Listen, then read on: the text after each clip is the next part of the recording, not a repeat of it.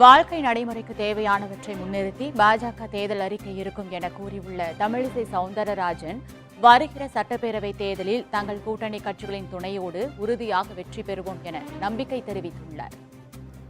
இந்த தேர்தல் அறிக்கை மக்களுக்காக, மக்களிடமிருந்து, அதனால இது 38 மாவட்டங்களுக்கும் போய் மக்களுக்கு என்ன தேவையோ, திராவிட முன்னேற்ற கழகம் மாதிரி நடைமுறைப்படுத்த முடியாதவற்றை சொல்லிவிட்டு நடைமுறைப்படுத்தக்கூடியதையும் நடைமுறைப்படுத்தாமல் இருப்பதைப் போல இல்லாமல், வாழ்க்கை நடைமுறைக்கு எல்லா பிரிவு மக்களுக்கும் என்னென்ன தேவையோ அதை முன்னிறுத்தி இந்த தேர்தல் அறிக்கை இருக்கும்.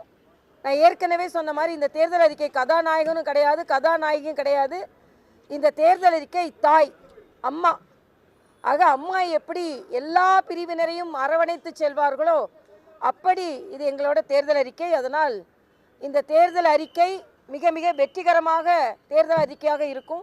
மரியாதைக்குரிய பாரத பிரதமர் மதுராந்தகத்துக்கு வந்த பின்பு, எங்களோட கூட்டணி பலம் பெற்ற பின்பு, இன்று நாங்கள் திமுக ஆட்சியின் அவலங்களை எடுத்து கூறிய பின்பு இன்னொரு ஓட்டர் எடுத்தோம்னா நிச்சயமாக தமிழ்நாட்டில் எப்படி அகில இந்திய அளவில் தேசிய ஜனநாயக கூட்டணி வருகிறதோ அதே மாதிரி தமிழ்நாட்டிலையும் தேசிய ஜனநாயக கூட்டணி வரும்.